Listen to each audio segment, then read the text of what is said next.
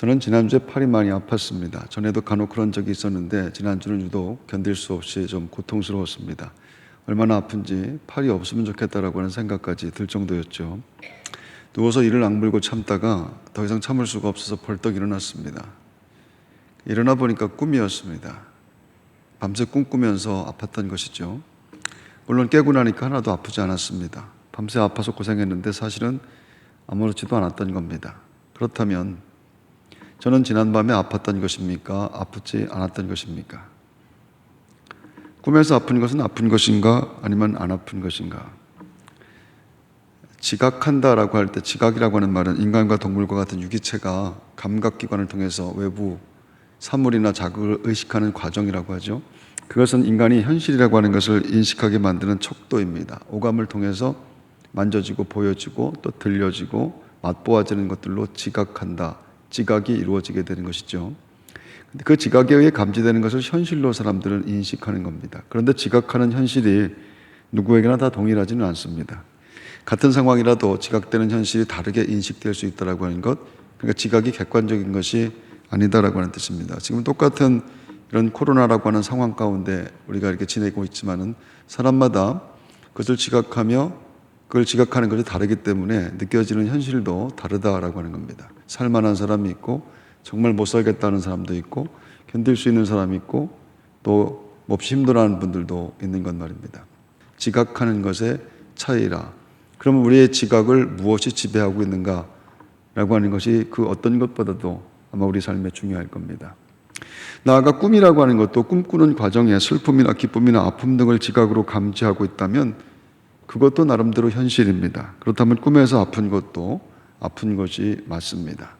아픈 꿈을 꾸면 꿈꾸고 있는 시간은 아팠던 겁니다. 그래서 꿈꾸는 것도 잘해야 된다라는 것이죠. 인생이 꿈 같다라고 하는 것은 모든 사람들이 경험하는 것인데 성경은 그것을 아침 안개라고 표현했죠. 야고보서 4장 14절 너희 생명이 무엇이뇨? 너희는 잠깐 보이다가 없어지는 안개니라. 아침에 자욱했던 안개가 순식간에 흔적도 없이 사라집니다. 인생은 잠깐 사는 것이다 라고 하는 그런 말씀인데 그렇다면 나는 지금 어떤 꿈을 꾸며 살고 있는지 나는 지금 어떤 꿈 속에 있는지 이거 알아야 된다고 하는 겁니다. 인생의 생각만큼 짧고 알 수도 없는 것이기 때문입니다. 성도는 늘 말씀을 통해서 인생을 진단하는 사람들인데 오늘 아침도 말씀의 거울에 인생을 잘 비춰보는 시간 여러분에게 꼭 있게 되기를 바랍니다. 할렐루야. 오늘 두 쌍의 쌍둥이들 꿈에 대한 이야기를 하려고 하는데 먼저 쌍둥이로 태어난 야곱의 꿈 이야기입니다. 쌍둥이지만 동생으로 태어나 속이는 자라고 하는 이름의 뜻을 가진 야곱은 장자의 복을 욕심내느라 아버지와 형을 속이게 됩니다. 욕심은 죄를 낳고 죄는 장성하여 사망을 낳는다고 했는데 진짜 야곱은 욕심 부리다가 형에게 죽게 되지요. 형을 피해 도망가다가 들판에서 돌베개를 베고 잠을 자다 꿈을 꿨는데 하나님이 나타나셨습니다. 꿈속에 나타난 하나님께서 야곱에게 이렇게 말씀을 합니다. 내가 너와 함께해서 네가 어디로 가든지 너를 지키며 너를 이끌어 이 땅으로 돌아오게 할지라. 내가 네게 허락한 것을 다 이루기까지 너를 떠나지 아니하리라 하신지라. 이것은 들판에서 외롭고 초라하고 두려워하던 야곱에게 말할 수 없는 하나님의 위로였습니다. 내가 너와 함께하리라 라고 하는 말씀. 야곱은 그 꿈을 현실로 고백하며 베개로 삼았던 돌을 기둥으로 세워 기름을 붓고 하나님의 집 베델이라고 명명합니다. 그리고 하나님께 서원을 했죠. 서원은 약속을 했다 그런 얘기입니다. 하나님께 이런 약속을 합니다. 28장 22절 이 돌이 하나님의 집이 될 것이요 하나님께서 내게 주신 모든 것에서 10분의 1을 내가 반드시 하나님께 드리겠나이다. 그 서원은 꿈속에서 들은 이야기를 현실로 응답하는 것입니다. 꿈이 아니라 야곱이 그것을 현실로 인식했다라고 하는 뜻입니다. 하지만 야곱의 서원과 꿈은 오래가지 않았죠. 그 후로 정말 오랜 세월 베델의 사건을 까맣게 잊고 산 겁니다. 어떻게 그것을 잊어버릴 수가 있을까 싶은데 다 잊어버렸습니다. 하나님이 나타나셨습니다. 하나님이 나타나신 것을 현실로 인식해서 약속까지 했는데 그런 일이 있었던 것조차도 기억하지 못할 정도로 다 잊어버렸습니다. 그런데 야곱은 그렇게 잊었는데 하나님은 아니었습니다. 오랜 세월이 흘렀지만 야곱에게 하신 약속을 기어이 기억하고 하나님이 이루어 주시는 것입니다. 하나님이 야곱이 베델에서 돌베개를 하고 잠잘 때 꿈에 나타나신 말씀, 내가 너와 함께해서 네가 어디로 가든지 너를 지키며 너를 이끌어 이 땅으로 돌아오게 할 거다. 내가 네게 허락한 것을 다 이루기까지 너를 떠나지 아니할 것이라. 야곱이 그렇게 도망갔던 하란에서의 삶이 정말 만만치 않았는데 정말 말씀 그대로 하나님이 야곱을 지켜주시는 겁니다. 약속하신 그대로 다시 돌아오게 하고 야곱이 베델에서 했었던 서원을 생각하고 그것을 지켜내게 하나님이 만들어주셨습니다. 창세기 35장 1절, 하나님이 야곱에게 이르시되 일어나 베델로 올라가서 거기 거주하며 네가 네 형 에서의 낯을 피하여 도망하던 때 내게 나타났던 하나님께 거기서 제단을 쌓으라 하신지라. 하나님은 꿈에서 말씀하신 것, 꿈을 통해서 말씀하셨는데 그것을 현실에서 하나님은 이루고 계셨습니다. 그래서 야곱에게 꿈이 아니었던 것, 하나님이 실제 말씀하신 것이었죠. 하지만 그 후로도 야곱은 자꾸 그것을 또 잊어버립니다. 베델에서의 두 번째 놀라운 사건 이후에도 또 그 사건을 잊어버리게 되는 것. 그리고 그렇게 약속을 잊고 살 때마다 야곱은 너무 불안했고 너무 걱정스러웠으며 너무 두려웠습니다. 꿈에서까지 나타나 말씀하셨던 하나님 편에서는 섭섭한 일이었을 텐데 그러거나 말거나 스스로 하신 말씀에 신실하신 하나님은 끝까지 야곱을 지키고 계셨습니다. 그것이 성경이 말씀하는 소망입니다. 하나님은 변하지 않으십니다. 우리가 하나님의 말씀을 들었다고 한다면 그 말씀이 우리를 붙잡아 주시고 그 말씀을 끝까지 하나님은 이루시는 분이시라. 오늘 아침 하나님 앞에 고백하는 저와 여러분들의 고백인 줄로 믿습니다. 할렐루야. 인생 자체가 꿈이라면 꿈은 반드시 깰 때가 있음을 알고 살아야 될 겁니다. 너무 분명한 것인데 그것을 인식하고 사는 것이 생각만큼 쉽지가 않지요. 사람들은 언제나 영원히 살 것처럼, 정말 영원히 살 것처럼 산다는 뜻입니다. 좋은 꿈이든 나쁜 꿈이든 계속 이어지는 것은 없습니다. 사실 꿈을 깬다라고 하는 것은 우리의 모든 감지된 현실로부터의 해방을 의미하는데 아무리 지각에 의해 감지되는 현실이 고통스럽다 할지라도 결국 모든 것들은 끝이 납니다. 성경은 세상의 꿈은 끝나는 것이며 그 끝나는 날에 대해서도 말씀을 합니다. 꿈이 끝나는 날, 그 꿈이 끝나는 날, 꿈 같은 세상이 끝나는 그날, 요한계시록 21장 4절, 모든 눈물을 그 눈에서 닦아주시니 다시는 사망이 없고 애통하는 것이나 곡하는 것이나 아픈 것이 다시 있지 아니하리니 처음 것들이 다 지나갔음이러라. 지금 현실로 지각하고 있는 것, 좋든 싫든 슬픈 것이든 기쁜 것이든 분명히 다 끝납니다. 그렇다면 말입니다. 그렇다면 너무 좋아할 것도 없고 너무 좌절하거나 실망할 것도 없다는 말이 되죠. 인생의 처음 것들이 지나가면 나중의 것들이 기다리고 있다, 이렇게 말씀합니다. 그래서 하나님은 성도에게 나중의 것, 영원한 것, 하나님 나라를 꿈꾸는 마음을 계속해서 우리에게 주시는 겁니다. 어렵고 힘든 현실을 통해서도 오히려 그 나라를 꿈꾸게 만드시는, 그 꿈이 더 분명하게 만드시는 하나님의 은혜가 있는 것이죠. 형통한 날에도 하나님의 은혜입니다 라고 고백하게 하셔서 그 날을 더 소망하게 만드는 하나님의 은혜. 할렐루야. 믿음은 바라는 것들의 실상이요 보이지 않는 것들의 증거라고 말씀했는데 성도는 그렇게 믿음으로 받은 꿈을 현실로 수용하는 사람들을 성도라고 하는 겁니다. 믿음의 눈으로 다른 세상을 사는 것, 성경은 그렇게 믿음으로 하나님을 바라보는 것을 하나님을 기쁘시게 하는 삶이라고 말합니다. 하나님을 기쁘시게 하는 삶이라고 하는 것은 믿음으로 하나님 나라를 바라보는 것, 하나님 나라를 사는 것, 그것이 하나님을 기쁘시게 하는 삶이라, 이렇게 말씀하는 것 말입니다. 히브리서 11장 6절에서는 이렇게 말씀합니다. 믿음이 없이는 하나님을 기쁘시게 하지 못하나니 하나님께 나아가는 자는 반드시 그가 계신 것과 또한 그가 자기를 찾는 자들에게 상 주시는 이심을 믿어야 할지니라. 두 번째 쌍둥이는 다른 세상에 대한 꿈 이야기입니다. 기독교 변증가인 C.S. 루이스는 엄마 태아의 쌍둥이 이야기를 통해서 현세와 내세의 삶을 설명했는데 엄마 자궁 속에 이란성 쌍둥이가 자랍니다. 그래서 자라날수록 몸이 커질수록 그 공간은 둘이 지내기에 좁은 곳이 되었습니다. 출산할 때쯤에 너무 좁아 숨이 막히게 되자 오빠는 동생에게 우리는 이제 끝났다라고 말합니다. 우리는 이제 죽었다. 우리의 인생은 여기서 끝이다. 그러나 동생은 오빠에게 정말 꿈 같은 소리를 하죠. 오빠, 나는 여기를 떠나면, 여기를 나가면 이곳과 비교할 수 없는 곳이 있다는 것을 믿는다. 여기를 나가면 이곳과 비교할 수 없는 것이 있다는 것을 나는 믿는다. 오빠는 황당하여 핀잔하지만 동생은 자궁 밖에 다른 세상이 있음을 믿는다라고 합니다. 같은 상황과 같은 형편인데 동생에게 다른 세상이 꿈으로 들어왔다.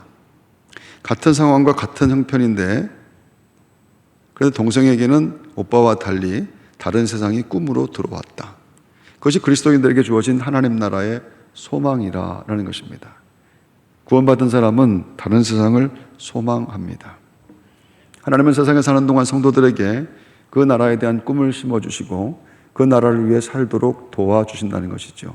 그렇게 하나님 나라의 시민이 된 성도들에게 세상은 자궁 속의 태아들처럼 때로 답답한 곳으로 감지됩니다. 성도로서 살아가는 방식이 하나님 나라의 꿈을 갖고 사는 사람들의 방식이 세상의 죽은 자들과 부딪힐 수밖에 없기 때문에 말입니다. 그러나 하나님 나라에 대한 소망이 그 모든 것을 견디고 버텨낼 수 있도록 해준다는 것이죠. 어떤 형편에서든 어떤 환경에서든 생각하지 못했던 힘, 하나님이 공급하시는 힘이 만들어지는 것 말입니다. 두렵고 염려되고 그리고 초라한 것 같은 현실 가운데서도 하나님이 끊임없이 공급해 주시는 그런 위로와 용기와 그리고 또 응답의 역사가 하나님의 백성들에게 있는 것입니다. 할렐루야. 세상을 떠나는 것은 누구에게나 불안하고 두려운 일이지만 성도는 말씀으로 새로운 나라에 대한 약속을 붙잡은 사람들입니다. 죽음 너머에 있는 세상, 믿음의 선배들이 도착한 그 세상을 날마다 그리워하며 사는 사람들, 그 세상에 소망을 두었기 때문에 세상의 부요함이나 또 그 반대인 것이나 세상의 건강함이나 건강하지 못한 것이나 그런 것과 관계없이 그 나라에 소망을 두었기 때문에 그곳으로부터 오는 위로와 용기로 사는 사람들입니다. 이를테면 하나님 나라에 대한 소망으로 믿음을 지키며 살았던 사람들, 믿음의 경주를 끝내고 먼저 그 나라에 간 분들, 우리 어머니, 우리 아버지가 계신 그곳, 믿음의 선진들, 우리 예수님이 그곳에서 나를 응원하고 있음을 고백하는 것 말입니다. 히브리서 12장 1절 2절 이러므로 우리에게 구름같이 둘러싼 허다한 증인들이 있으니 모든 무거운 것과 얼매기 쉬운 죄를 벗어버리고 인내로서 우리 앞에 당한 경주를 하며 믿음의 주여 또 온전케 하시는 인 예수를 바라보자. 할렐루야. 출산의 시간은 태아에게 죽음으로 감지됩니다. 태아에게 자궁 밖은 한 번도 나가보지 못한 상상도 해볼 수 없는 곳이기 때문에 그렇습니다. 자궁 밖을 한 번도 나가보지 못했는데 누가 가르쳐주지도 않았는데 가르쳐줄 수도 없는 것인데 어떻게 자궁 밖의 세상을 생각할 수가 있겠는가. 태아에게 자궁 안이 세상의 전부라고 하는 것이죠. 하지만 자궁과 비교할 수 없는 세상, 너무도 아름답고 너무도 찬란한 세상이 기다리고 있었습니다. 자궁 안에서는 절대 상상할 수 없는 그런 세상 말입니다. 루이스는 그것이 우리가 현세가 끝나면 죽음이라고 하는 문을 통과하여 만나는 하나님 나라, 영생이라고 말씀합니다. 성경은 천국을 주의 자녀들이 돌아갈 곳, 본향, 눈물과 고통과 이별이 없는 곳, 그것이 천국 하나님의 백성들의 고향이라고 합니다. 그것을 바울이 고린도 교회에 보내는 편지에서는 이렇게 말을 하죠. 고린도전서 13장 12절 우리가 지금은 거울로 보는 것 같이 희미하나 그때에는 얼굴과 얼굴을 대하여 볼 것이요 지금은 내가 부분적으로 아나 그때에는 주께서 나를 아신 것 같이 내가 온전히 알리라. 얼굴과 얼굴을 대하여 볼 것이요 그것이 하나님을 보는 곳이라고 하는 뜻입니다. 평생 하나님의 말씀을 사모하며 하나님을 보이지도 않는 하나님을 사랑한다고 고백하며 하나님을 위해서 살기를 소망하며 사는 사람들, 그러나 하나님을 볼 수가 없는데 그곳에서 얼굴과 얼굴을 대하여 볼 것이요 그분을 사랑한다고 고백하는 사람들, 점점 더 그분을 그리워하며 살아가는 사람들, 그 현실의 삶에서 꿈을 꾸며 하나님 나라를 소망하는 그리스도인들의 삶이라 그렇게 말씀하고 있는 것이죠. 어머니의 자궁은 지금 내가 살고 있는 세상과 다른 세상이었습니다. 지금 내가 살고 있는 세상과 어머니 자궁 속은 달랐는데 그런데 자궁에서의 삶이 지금의 내 세상을 만들었죠. 그것은 너무 분명합니다. 이를테면 내게 그 세상이 없었다면 지금 사는 세상도 없다라고 하는 뜻입니다. 그렇다면 같은 방식으로 지금 사는 삶으로 죽음 후의 내세가 결정된다라고 하는 것이 맞습니다. 그리고 인간은 본능적으로 그것을 인식하는 존재이기도 하죠. 죽음 후의 세상이 있음을 감지하고 그 세상을 살 준비를 하는 사람들 말입니다. 그래서 열심히 선을 행하기도 합니다. 좋은 곳에 가야 된다라고 하는 생각 때문입니다. 이 죽음 후에도 인생이 이렇게 끝나지 않고 뭔가가 있는데 그곳에서도 잘 살아야 된다, 부유하게 살아야 된다라고 하는 그 본초적인 욕망이 있다고 하는 겁니다.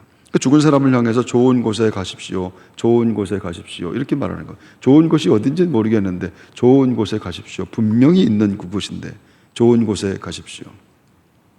심지어 신앙생활도 내세에 살 것을 위해 저금하는 마음으로 하는 분들도 참 많습니다. 하기 싫어도 천국에서 좋은 곳에 살아야 되기 때문에, 이왕 천국에 간다면 천국에서 좋은 평수에 살아야 되기 때문에, 이왕이면 그곳에서 황금 모자를 쓰고 살아야 되기 때문에 라고 하는 마음으로 열심히 일하며 사는 사람들 말입니다. 하지만 하나님이 예비하신 천국이 인간의 행위와 업적과 공로로 만들어질 수는 없습니다. 그것은 인간의 욕심일 뿐이죠. 구원의 행위가, 구원이라고 하는 것이 우리의 행위가 조금도 고려될 수 없는 전적인 십자가의 사건으로 이루어진 것이라고 한다면 그 은혜로 가게 되는 천국도 인간의 행위로 만들어진 곳이 될 수는 없습니다. 교회에서 열심히 일하지 말라라고 하는 그런 뜻이 아닙니다. 성실하게 주의 일을 하며 살아야 되는 건 맞습니다. 하지만 자기가 한 일을 기준으로 타인과 비교해서 우쭐거리거나 자기가 한 그 행위들, 그것 가지고 천국에서 더 좋은 자리를 차지하려는 그런 마음은 성경의 가르침이 절대로 아니라고 하는 겁니다. 구원은 온 세상을 지으신 하나님이 십자가에서 자기 자신을 희생하시어 이루신 일입니다. 하나님이 나를 위해서 죽으셨습니다. 천지를 만드신 하나님이, 천지의 주인이신 하나님이 나를 위해서 죽으셨습니다. 세상에 그것보다 더 놀라운 일은 절대로 있을 수가 없습니다. 하나님이 나를 위해서 죽으셨습니다. 그 은혜를 고백하여 기쁘고 감사한 마음으로 하나님의 일에 쓰임받는 것뿐입니다. 그래서 십자가 앞에서 그 누구도 자랑할 것이 없는 것이죠. 무엇을 했어도, 무엇을 드렸어도, 교회 안에서 무엇이 되었어도 저는 무익한 종일 뿐입니다. 그런 고백이 터져나올 수밖에 없는 것, 그게 성도의 삶이라, 구원받은 자들의 삶이라는 겁니다. 하나님의 은혜를 찬송하며 그냥 살면 됩니다.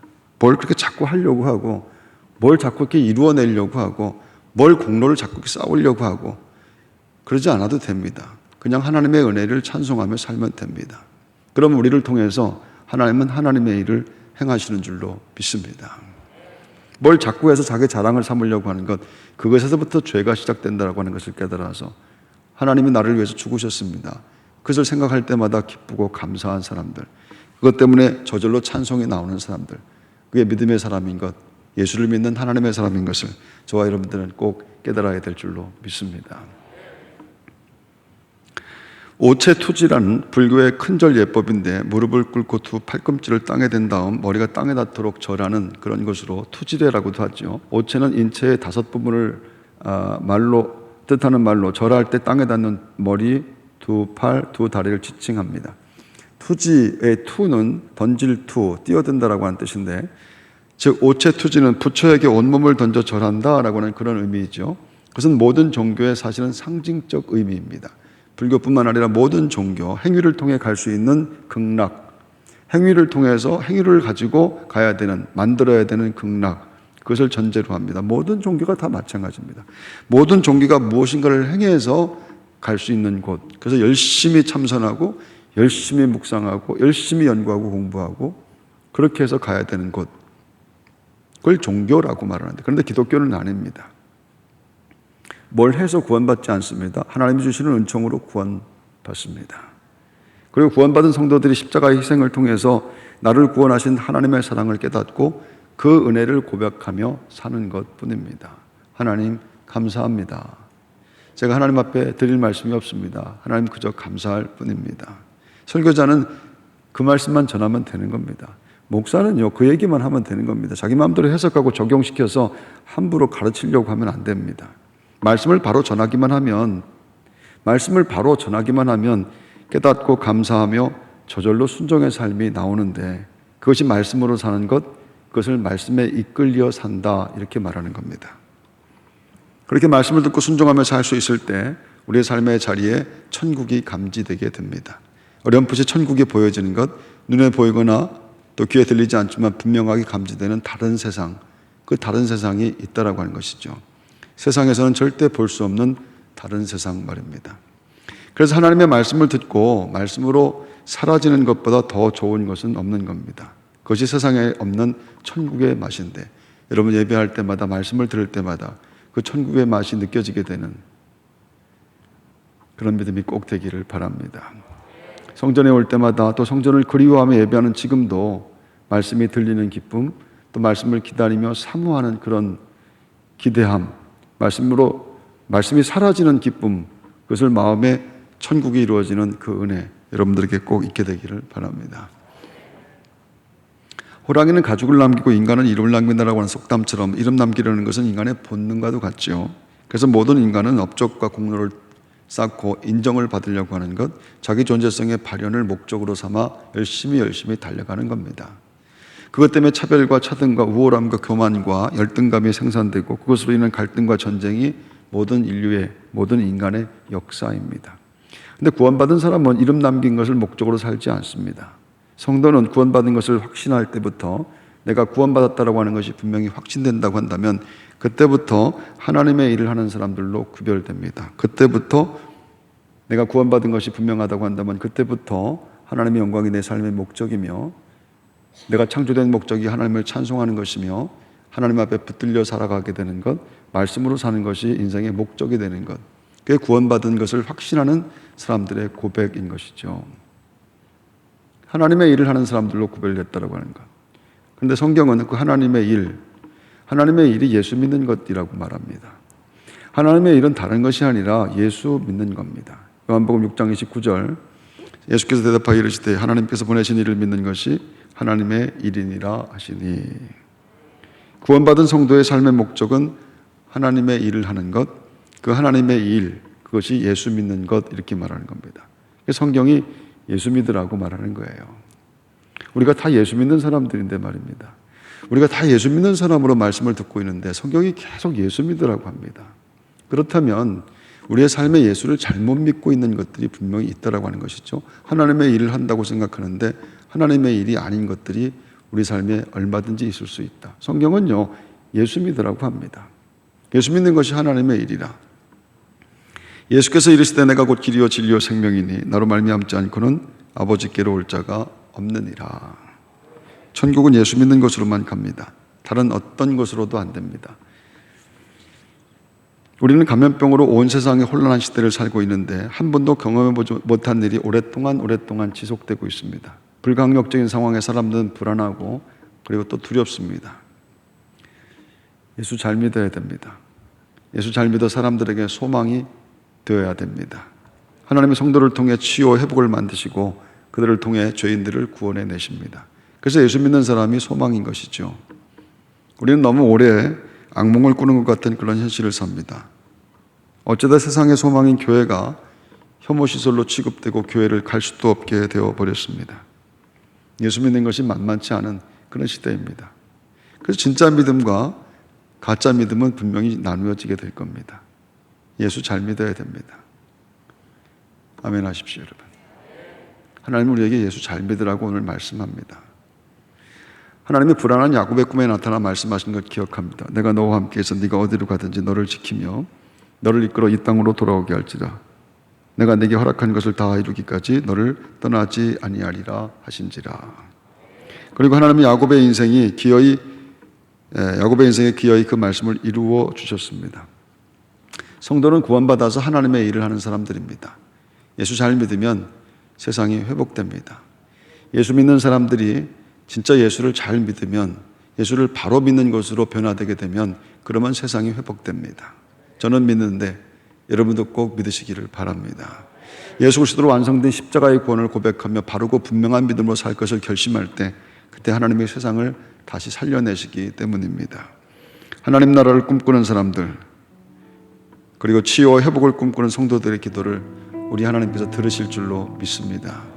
예수 잘 믿어서 땅에서도 하나님 나라를 사는 사람들, 그리고 특별히 영혼구원의 축제에 구원의 통로가 되는 복된 삶을 살아가는 분들, 여러분 모두가 다 되시기를 주의 이름으로 축원합니다.